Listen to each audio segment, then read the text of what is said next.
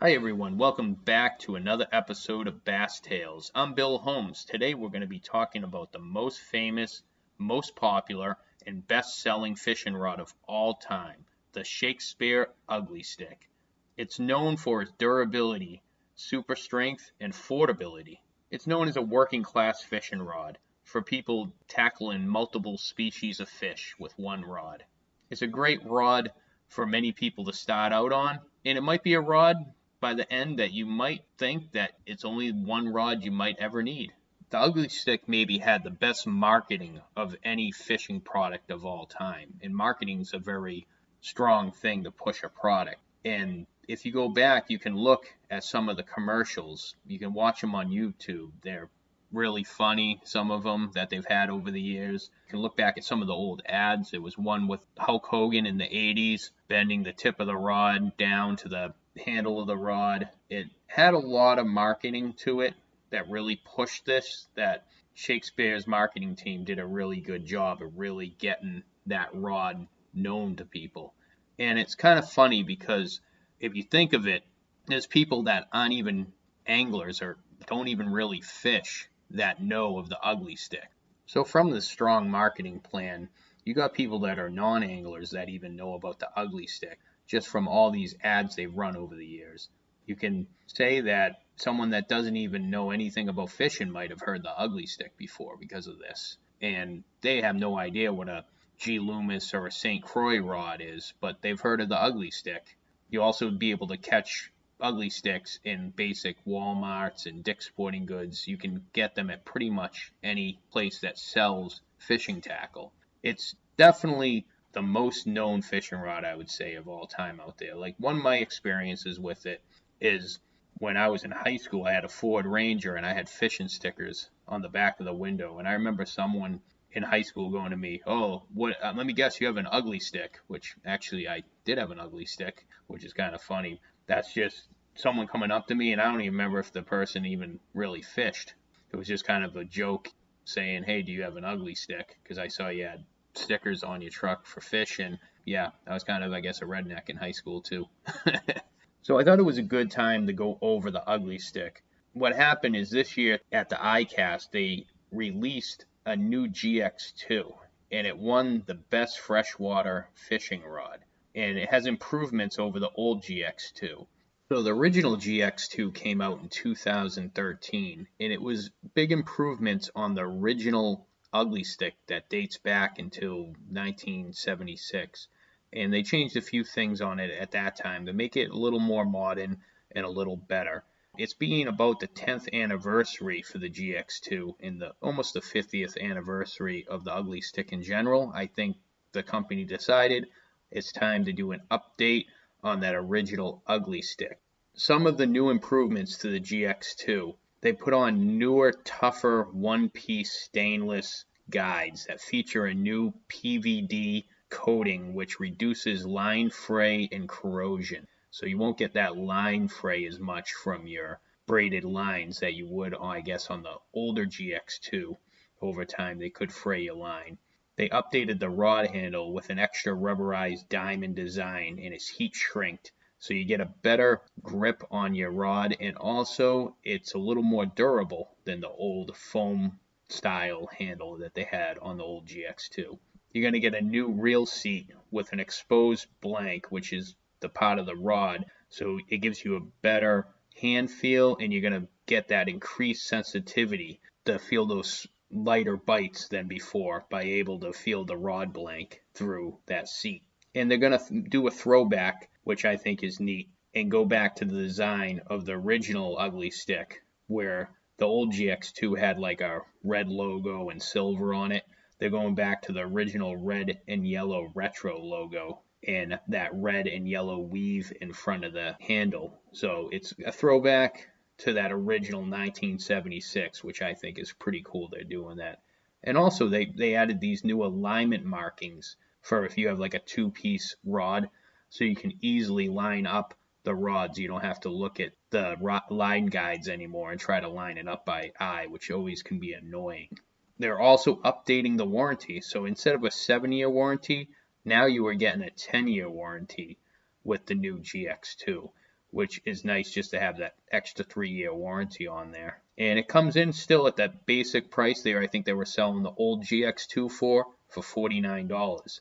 And now they're going to discount the older previous version. I already looked at their website, and they're marking them down $10 to $15, I think, right now on the Ugly Stik GX2 original. You might want just a backup rod, and you want a cheap rod. If you can get a nice GX2 for like $30, that's a great deal right now. So later in the episode, I'm going to talk about what I think of the new modern lineup of Ugly Stiks in my history with a few Ugly Stiks I've owned over the years, what I think they're great rods for, and my experiences with them.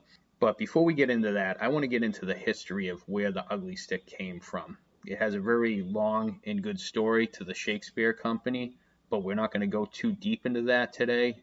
That might be for a future episode. We do have to start right at the beginning, where Shakespeare Company came from.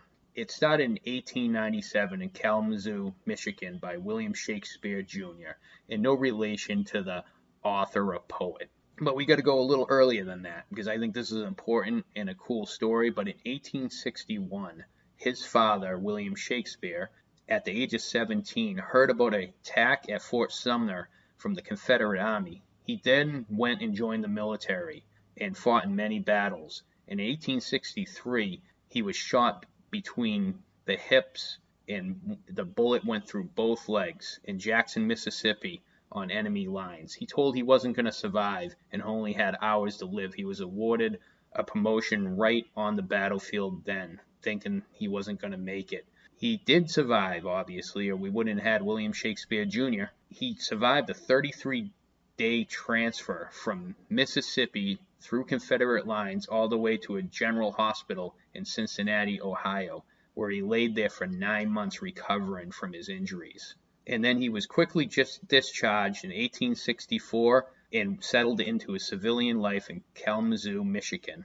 He obviously later gave birth to William Shakespeare Jr. And how William Shakespeare Jr. got into fishing I'll give you the quick breakdown. And when he was a young kid, he enjoyed fishing. And one day he was walking his way to school when he came upon two men fishing. And they had a rod and a reel set up in an unusual manner. And being curious and an angler himself, he noticed a crude device that was attempting to reel the line back in evenly on the reel. The inventor, one of the men, threw the rod to the ground in frustration, saying it is impossible to make this thing work. Shakespeare recognized the fault of the design, the gross mechanical inaccuracies. He said to the men, "I think it's possible, and someday I will make that work." They laughed at him, and Shakespeare left with a little bit of anger and went about his day. At the age of 19 in 1888, he actually went to work for George F. Green. He was an inventor of the electric streetcar, electric dental drill, and a photo shutter. He ended up getting very mechanically inclined from working with him. In 5 years in his free time, he worked on his level wind reel. And in October 5th, 1897, he was awarded a patent. And that level wind reel was what those men were trying to accomplish with their crude device that he got laughed at about, saying that he would create it.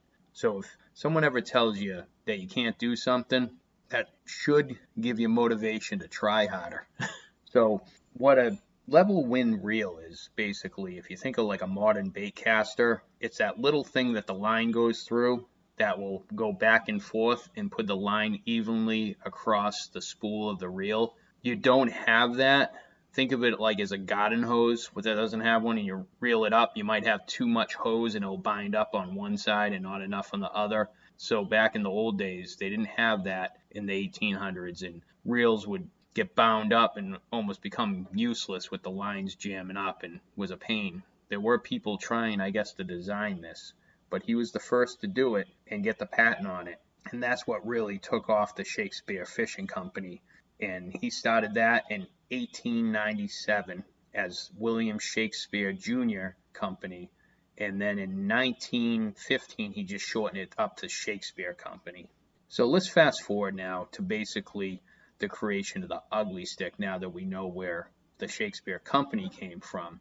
Let's get into where exactly the Ugly Stik history would first start, and it would be 1944, and it would be Dr. Arthur M. Holland, a technical director for Plascon division of Libby Owens Ford Glass Company, and he was on a trout fishing trip in northern Michigan when his rod tip broke on his bamboo fly fishing rod. Tips were really hard to come by at the time because of World War II. He took his knowledge of fiberglass, decided to fabricate a replacement tip made of fiberglass. It was satisfactory, and he continued to experiment with rods made completely of fiberglass, but he was dissatisfied with his results. He ended up talking to the new VP and general manager of Shakespeare Company, which was the son of William Shakespeare Jr., Henry Shakespeare. And they worked together, got some rod designers involved.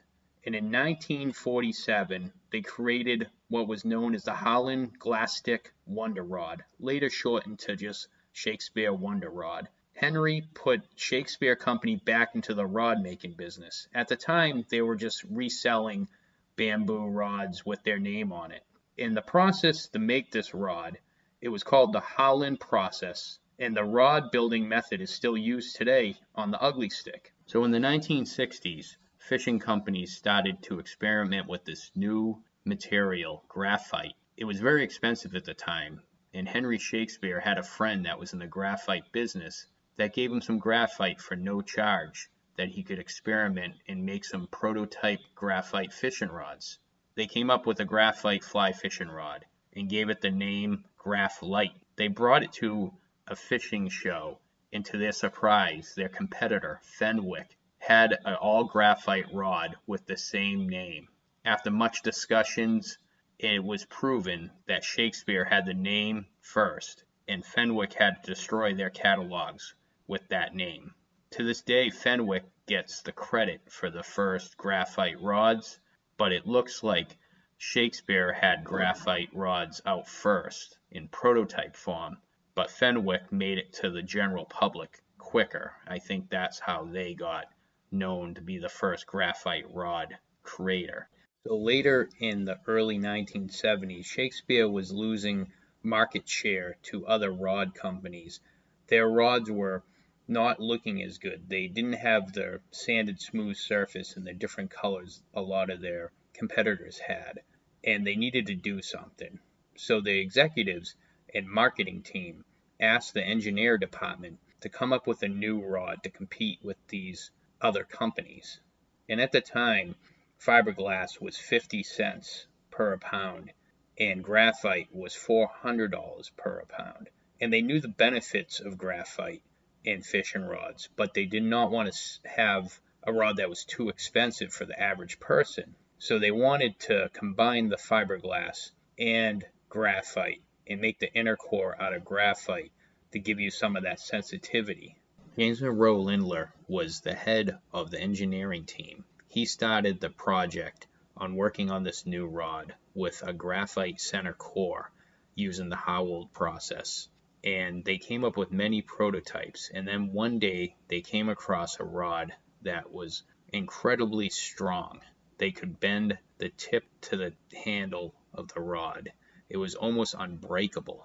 They called a meeting with the executives and marketing team. When they went to the board meeting and showing off the superior strength of this rod, Joe Cotuit made a comment how the rod was still not a good-looking rod and might even called it ugly. James Monroe Lindler was very upset by this, slammed the rod down on the conference table and left the room. Within a day or two, he heard from the executives that they were going to go forward with his rod, and they ended up calling it the Ugly Stik line. And there's two stories where the Ugly Stik name came from. It could have been Joe Cotuit, that marketing man that basically called it ugly when he saw it.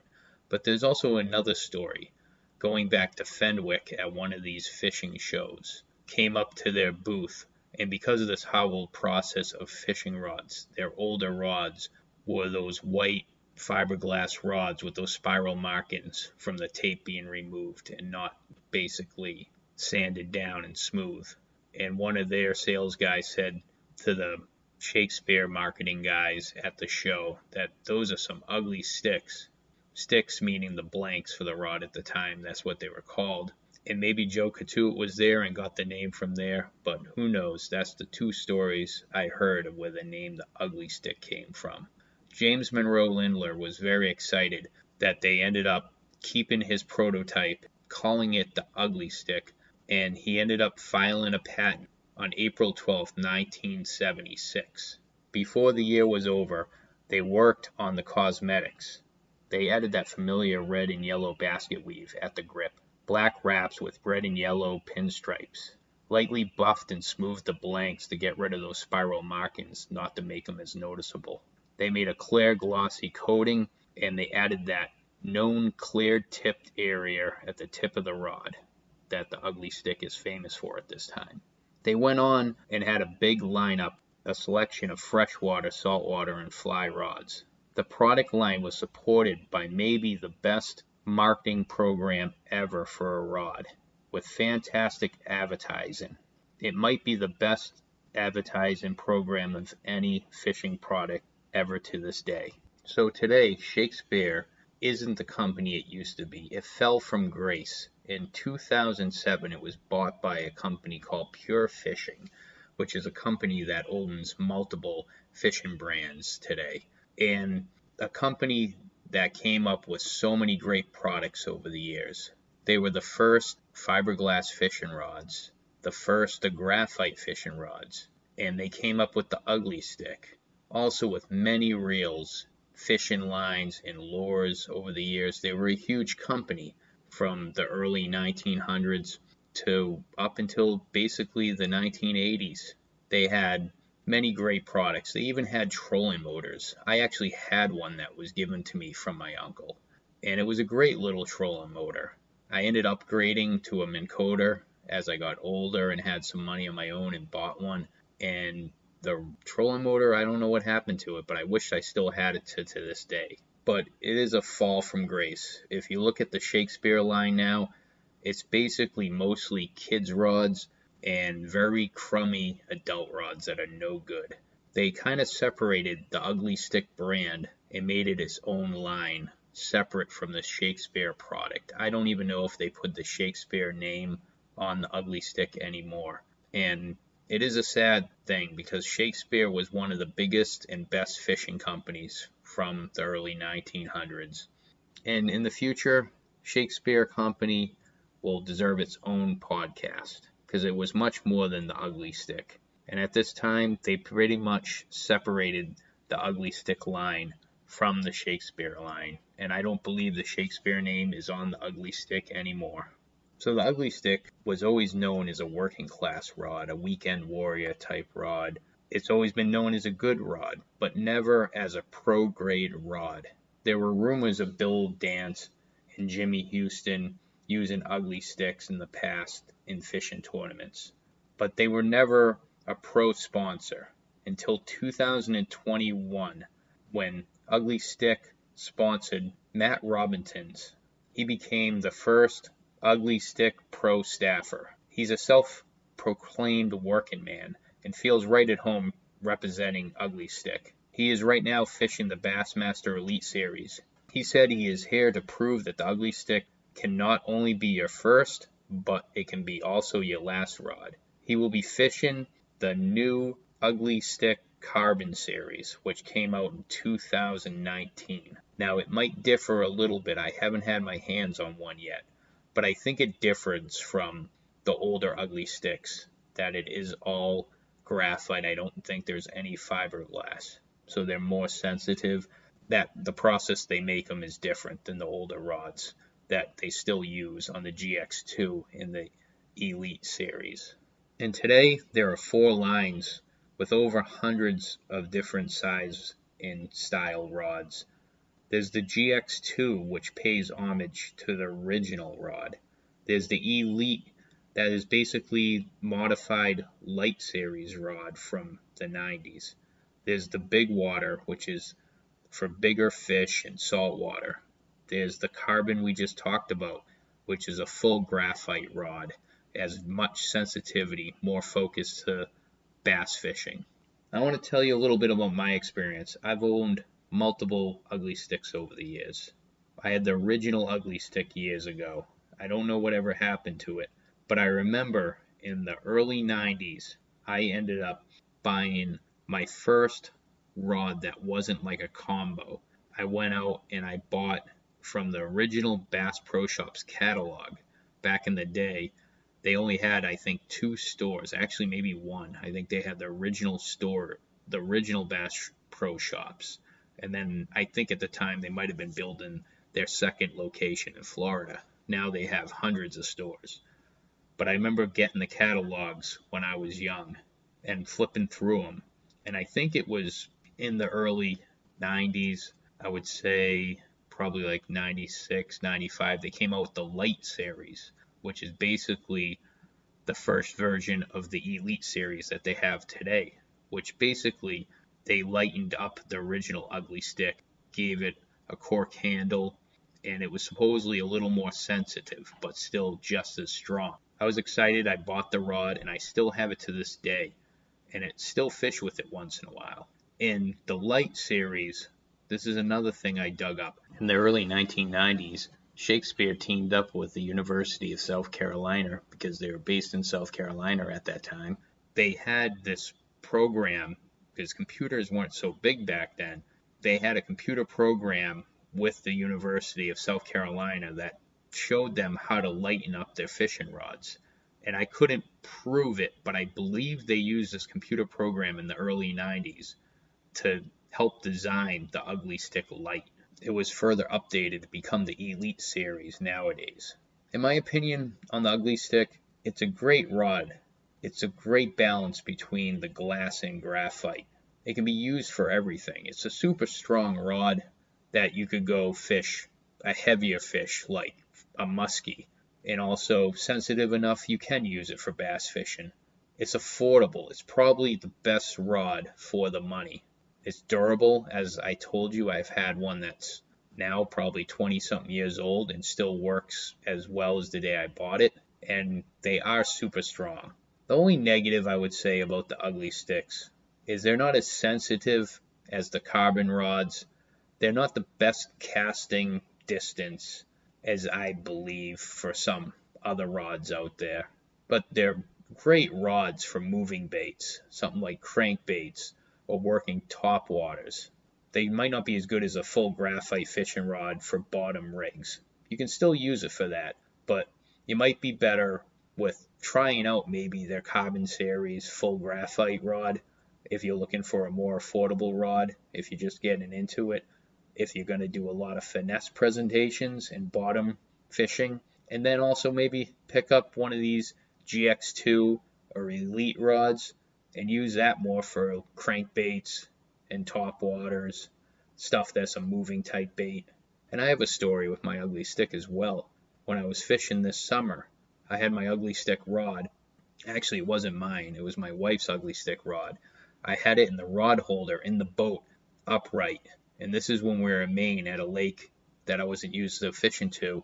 And I totally forgot I had it in that position. And we went under this low road tunnel with the boat, and the rod bent and scraped all along this bottom of this road. So it was probably about 20 feet that it dragged. Well, I couldn't stop it at this time because it would have probably done more damage. So I just had to go through with the boat and just drag it along the top of this tunnel of this road we were going under. And the rod came out unscathed on the other side. Right there is my story that proves that these things are built to last and they are strong. And that was an Elite series rod. I think my wife picked up, like, it must have been about 10 years ago now. So speaking how strong the Ugly Stiks are, you guys got to check out some of these YouTube videos. I was watching some, and you see people pulling cars, boats, and trucks with these things without seeing them snap. It's pretty insane. And that just proves that these things do have superior strength, that you could pull up pretty much any size fish with like a medium Ugly Stik powered rod.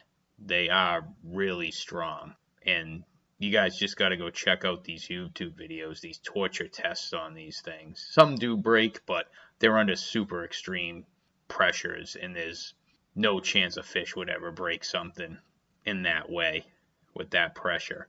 Also check out the funny commercials that Ugly Stik came out with over the years. They're pretty hilarious as well. And I think the future only looks bright now that Ugly Stik is its own brand and it's shying away from the Shakespeare brand. They're trying to really build this up with this new full graphite carbon series rod, having pro sponsors, and they're really going after these more expensive St. Croix and G. Loomis rods because you can get a rod.